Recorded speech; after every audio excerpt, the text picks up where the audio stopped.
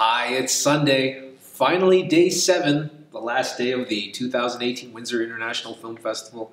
I'm Windsor Star reporter Dalson Chen, here with Windsor Star marketing manager Dalia Mazhar and the executive director of WIFF, Vincent Georgie, bringing you our final picks for the last day of the festival, unfortunately.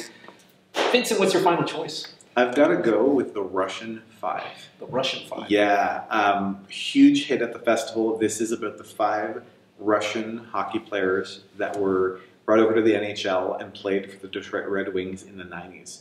I'm not much of a hockey guy. My brother's a big hockey guy. I'm not at all. Caught this film at the Traverse City Film Festival, as did a few of our other programmers, none of whom are hockey people, and we loved it. Yeah. It is exciting. You're proud of the film. You're touched by it. You're excited. It's all emotions at the same time. It's an awesome movie. I'd recommend anybody, and especially in this community that loves hockey but loves, I think, just a sense of pride and celebrating being a great community. This is a film that you can be proud of. Yeah. It's excellent. The Russian Five for sure. This is a Red Wings town, right? Yeah, absolutely. Was that a choice? Was that a... Very much. Yeah, we just thought it would play. I mean, that's the type of film I'd program at any festival. But the fact for Windsor, yeah, we had to get this film. We really, really wanted it. No question around it. And we've got the director coming, we've got the producer coming, and there'll be some special guests at the screening. Oh, really? Yeah. There'll be some special guests. Like, could you go into any further detail? Can't. Oh. Okay, there'll be some. It's got to be one of the players. Yeah. It's got to be. You're gonna want to be there. Oh. You're gonna want to be. There's 2 screenings on Saturday. Such a screening on Sunday. You're gonna want to be there. So sports fans, hockey fans, anybody though. Anybody. Honestly, the 3 of us that saw it from WIFF first were the least into hockey. We saw it. We're like, okay, like our audience might like this. Why not? We loved it. So then we showed it to other people who love hockey. Well, they went 10 notches higher. But it's anybody's gonna love this movie. So my choice is more on a scary vein. It's Lizzie. It's a movie based on the Lizzie Borden story. You probably heard the nursery rhyme, Lizzie Borden took an axe, gave her father 40 whacks, and then when she saw what she had done, she gave her mother 41. It's an axe murder from 1892, and this stars Chloe Sevigny as Lizzie Borden and Kristen Stewart. Kristen Stewart as a maid who has a relationship with Lizzie. It's a reimagining of the story. Yes. The lead up to this horrific event, trying to look at the reasons psychologically that Lizzie may have decided to pick up that axe. But we know this story has a bloody, violent end. Yeah. It's a cool movie. The atmosphere is good. The music's good. The costumes and the sets. It's got a very... Like the minute the movie starts, you're like, oh, this will all go bad. It just has a dreadful tone to it in a good way, in an exciting way. Chloe Sevigny's great. Kristen Stewart's perfectly cast. It's good. And also, I've got to admit, I wasn't that familiar with the Lizzie Borden story. This opened my eyes to it, certainly. It's an exciting and chilling film. It's really good. There's been some talk that it's almost a feminist take on Lizzie Borden. Yeah, I would agree with that. There's certainly a gaze to that film. Yeah, I think that's, without spoiling anything, I would agree with that.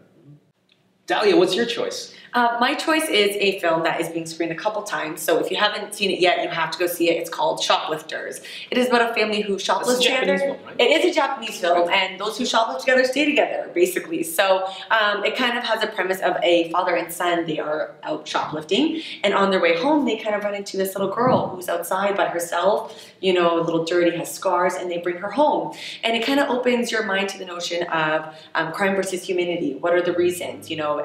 It's a family-oriented film. Even if you have nothing, but you still have family, is that enough? Is love and happiness, can you still find that, even though you're living with the bare minimum? It's really great. All the different characters are great. Yeah. So let me ask you, why is a family shoplifting? They just don't have the means. They don't have They don't have the means. It's how they operate, and without revealing too much, it's sort of how they've almost come together. There's additional parts to this family that you'll discover in the film, and it makes it all the deeper and more touching because of it. But at its core, they're impoverished. That's the root of it, but it's not just that. There's more to it. It brings them together. Yes, and storyline together. Yeah, as well. It really does. It's a very, very special film. Also, there's not a lot of Japanese films that are released into Canada, so we're really happy to show this one. It won the Palme d'Or at Cannes. Did it really? It won the top prize. Yeah, it's very, very well made. Your patience is rewarded. It builds. It's a little over 2 hours, and first half hour, okay, we're going somewhere, and by the end, you walk out almost like after having a very good meal. You get up from It the sneaks table and up you're on you. like, okay, yeah. It sneaks up on you, exactly, kind of grabs your heart. Yeah. Yeah, definitely something to catch shoplifters. I agree. Those Japanese slice of life movies, there's something about them. They've got a very unique kind of sensibility, or at least a sensibility that here in the Western world we're not entirely familiar with. Yeah, they tend to be a bit more patient, a bit more relationship based, I would say. And Meditative. Meditative. And what's interesting is the main cast of characters. You've got one actress that actually just passed away that passed away in her late 80s, and then you've got child actors and everything in between. So you've got like a multi-generational cast. It's really special. That's a good choice. So many good choices. Yeah. It's been a great festival. It's just so many wonderful screenings. I hope you had as good a time as we did.